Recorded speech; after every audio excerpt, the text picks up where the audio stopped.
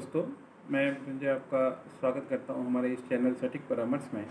और देखिए, ये एक कमेंट्स आया हुआ है कि what license required to open a nursing home. ये हमारा एक वीडियोस था, तो इस पे बहुत सारे लोग आते हैं, कमेंट्स अपना छोड़ते हैं। तो इस पे देखिए एक कमेंट्स है कि सर 10 बेड का हॉस्पिटल ओपन करने के लिए मिनिमम कितना मनी इन्वेस्टमेंट करना पड़ेगा। अब देखिए, इसमें क्या है कि बहुत सारी सिचुएशन डिपेंड करती है। सिर्फ हॉस्पिटल खोलना एक इसमें पॉइंट नहीं है, बहुत सारा पॉइंट इसमें आता है। इसमें आपको कंपनी बनाना, फिर से डॉक्टर को अपने पास रखना, नर्स को अपने पास रखना, इंफ्रास्ट्रक्चर रखना, बिल्डिंग, रेंट, एनओसीज वगैरह, ये बहुत सारा खर्चा जो है इसमें आपको जोड़ना पड़ता है।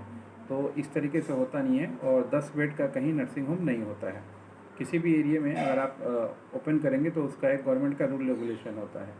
अगर ये बता दिए होते कि कौन से डिस्ट्रिक्ट या कौन से स्टेट में ओपन करना है तो और भी अच्छा होता। आप भी अगर आगे से कोई क्वेश्चन पूछेंगे तो इसमें क्वेश्चन के साथ अपना डिस्ट्रिक्ट का नाम या जगह का नाम ज़रूर लिख दीजिएगा, ताकि मान लीजिए हम लोगों को वहाँ का जो रूल रेगुलेशन है, लॉ है, वो बताने में आपको दिक्कत ना हो। फिर भी मैं एजम्पशन करके बता देता हूँ आपको कि मिनिमम अगर आप 10 बेड का हॉस्पिटल खोलते हैं, 10 बेड का तो होता नहीं है, मिनिमम 25 बेड आपको दिखाना पड़ता है। 25 बेड से 25 बेड 15 बेड, यही कैलकुलेशन चलता है।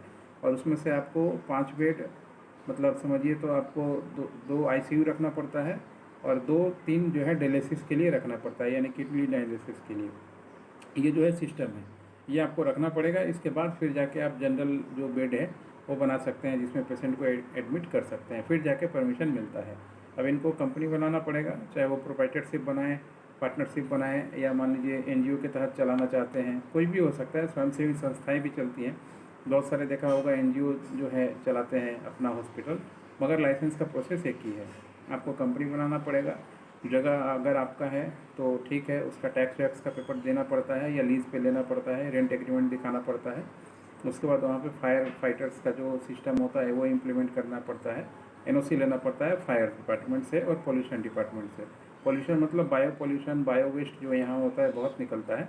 तो इसलिए लोकल जो भी म्यूनसिपल कॉरपोरेशन में आप काम करते होंगे या पंचायत में काम करते होंगे, तो वहाँ की गवर्नमेंट से आपको बायो वेस्ट का भी लाइसेंस लेना पड़ता है। ये 3 मेजर लाइसेंस है जो इसमें चाहिए होता है। इसके बाद फिर आपको डॉक्टर चाहिए, एमबीबीएस, और आपको नर्स चाहिए। उसके बाद फिर आपको ड्रग लाइसेंस या सी लाइसेंस, जो सर्टिफिकेट ऑफ एस्टेब्लिशमेंट बोलते हैं, उसके लिए एप्लीकेशन करना पड़ता है। ये एप्लीकेशन कहाँ पे होता है? जो भी डिस्ट्रिक्ट में आप काम करेंगे, हर एक डिस्ट्रिक्ट में एक हेल्थ इंस्पेक्टर का ऑफिस होता है, वहीं पे जाके ये ड्रग लाइसेंस का एप्लीकेशन और ये सी का एप्लीकेशन, सर्टिफिकेट ऑफ एस्टेब्लिशमेंट जो हॉस्पिटल में लगता है, ये आपको वहाँ से एप्लीकेशन करेगा। वो लोग इंक्वायरी करते हैं, आते हैं जगह पे दोस्तों, जगह पे आके देख के कि हाँ आपका जो सिस्टम आपने बनाया है ठीक है, और लिफ्ट वगैरह होना चाहिए, फायर फाइटर का सिस्टम होना चाहिए।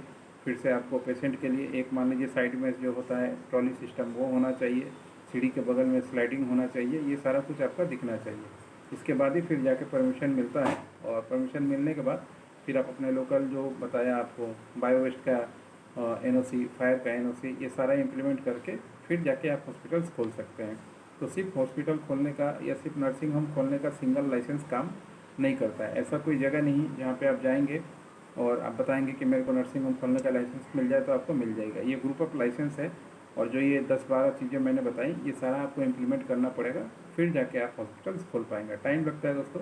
अगर आप मिनिमम ये काम करना चाहते हैं तो आपके पास कम से कम 1 साल या 6 महीने का टाइम आपको लेके चलना पड़ेगा। अगर आपके पास मैन पावर है तो कम से कम आपको 2-3 मैन पावर रखना पड़ेगा, क्योंकि अलग अलग जगह से अलग अलग रिक्वायरमेंट होता है, अलग अलग डिपार्टमेंट में आपको बाग जो है भाग दौड़ करना पड़ेगा। ये बना रहता है सिस्टम। इसके बाद आप काम कर सकते हैं। तो अगर आप मान लीजिए 25 बेड का काम करना चाहते हैं तो कम से कम आपको 1 CR आपका बजट होना चाहिए, 1 CR बजट होना चाहिए, और 30 लाख के आसपास आपका वर्किंग कैपिटल होना चाहिए। उसके बाद फिर आप इसमें काम मान लीजिए कर सकते हैं, क्योंकि आपको एडवर्टाइजमेंट भी करना पड़ेगा आज की डेट में मार्केट में टिके रहने के लिए, वेबसाइट वगैरह भी बनाना पड़ेगा कुछ अलग तरीके से, जो मान लीजिए और भी खर्चा है, क्योंकि सिर्फ खोल देने से ही चलेगा ऐसा कोई बात नहीं है। आपको अलग अलग डॉक्टर हायर करना पड़ेगा, स्पेशलिस्ट डॉक्टर रखना पड़ेगा, ताकि आपका मार्केटिंग ठीक से हो पाए। ये सारी चीज़ें हैं। अगर मान लीजिए कोई हॉस्पिटल्स चला भी रहा है, बहुत से लोग हैं जो हॉस्पिटल्स चला रहे हैं, देखिए काम करते हैं, बंद हो जाता है, नहीं चला पाते हैं, तो ये सब उसका कारण होता है कि मार्केटिंग उनका सही नहीं हो, या उनका जो सिस्टम है वो ठीक नहीं हो, जिसकी वजह से वो नहीं चला पाते हैं। तो अगर आप नया ओपन करना चाहते हैं तो भी हम लोगों को ये सारा डॉक्यूमेंटेशन के लिए कांटेक्ट कर सकते हैं। और अगर पुराना चीज़ चलाते हैं, पुराना आपका हॉस्पिटल्स है, उसमें आपको पेशेंट नहीं मिल रहे हैं या उसका मार्केटिंग प्रॉपर तरीका आपको नहीं पता है किस तरीके से सही मार्केटिंग की जाए, तो उसके लिए भी कांटेक्ट कर सकते हैं। हम लोग के पास पूरा टीम है जो ये पूरा लाइजनिंग का काम करती है, खासकर हॉस्पिटल्स नेटवर्क पे और हॉस्पिटल्स पे।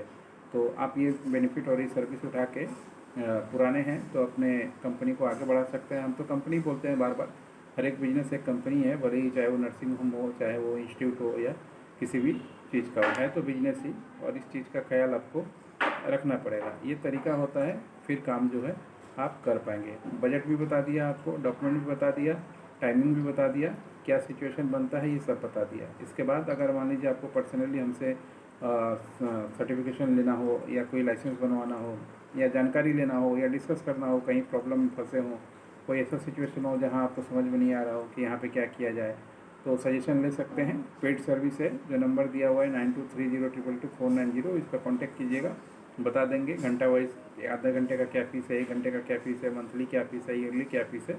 उसके बाद फिर आप अपना डिसीजन लेके काम को आगे बढ़ा सकते हैं। आज के लिए इतना ही, नमस्कार।